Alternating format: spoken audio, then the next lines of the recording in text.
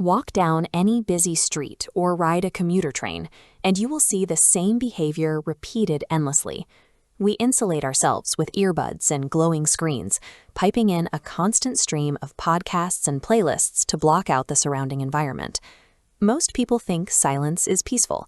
Put an average person in an empty room, remove their devices, leave only the sound of a ticking clock, and their heart rate will spike.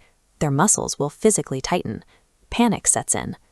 Our modern media diets serve a highly specific function. They operate as a necessary psychological armor against empty space. We constantly complain that modern life is too loud and chaotic, yet the moment we are cut off from our screens and speakers, we panic. The human brain does not process the absence of sound as relaxation. It treats silence as an active, impending threat. To understand why we feel so anxious today, we have to look past the media we consume and examine exactly what happens when our auditory inputs drop to zero. For most of human history, our ancestors lived outdoors. A safe environment was loud.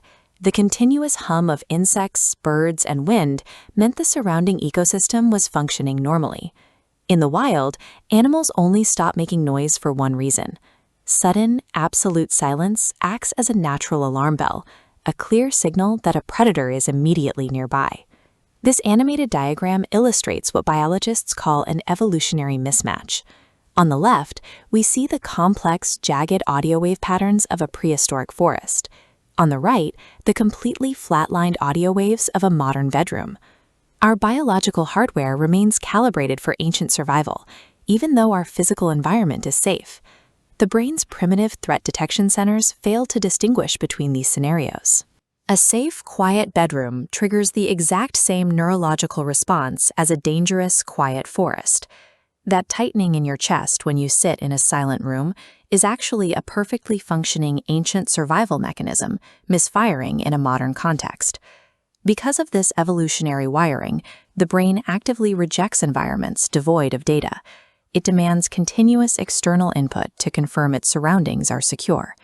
We accommodate this demand by systematically layering our day with background music and social media scrolling. We artificially fill cognitive gaps to simulate a securely noisy environment. When you strip away those digital distractions one by one, you remove that security, leaving a person entirely isolated in a sensory void. Without the buffer of artificial noise, the brain is abruptly forced to reckon with a zero-input environment. The rule that nature abhors a vacuum applies directly to human cognition. Silence operates as an active, physical force pulling on the mind, rather than a passive absence of sound. Look at this schematic outline of a brain's processing pathways. When external sensory data drops to absolute zero, the brain aggressively shifts all of its processing power inward to search for any available data. To manufacture the missing stimuli it needs to stay active, it begins scraping up unresolved thoughts, lingering worries, and daily anxieties to fill the empty space inside the brain. Silence itself acts as a powerful amplifier. It triggers a rapid cycle of overthinking, focusing all your attention directly on the very thoughts you actively try to avoid. Our deep-seated fear of being alone with our thoughts is ultimately a fear of forced self-awareness. The perceived threat in that quiet room is no longer a hidden predator. It is an exhausting internal interrogation of our deepest unresolved issues. This explains the true psychological function of our modern habits. Continuous distraction protects us from having to face this internal audit.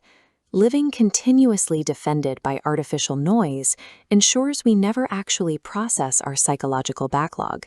It keeps us permanently trapped in a cycle of avoidance. The biological threat response to a quiet room is an illusion created by our own biology. Recognizing it as an illusion strips away its power. Breaking the barrier means sitting through the discomfort. You must allow the initial panic to hit and let the rapid cycle of overthinking dissipate naturally without reaching for a phone or turning on music. Once the backlog of unresolved thoughts has finally been processed and cleared out, you reach a profound mental state of sitting calmly in the silence. Silence is evolutionarily designed to be uncomfortable, but actively pushing through that initial biological panic is the only functional way to achieve genuine internal peace.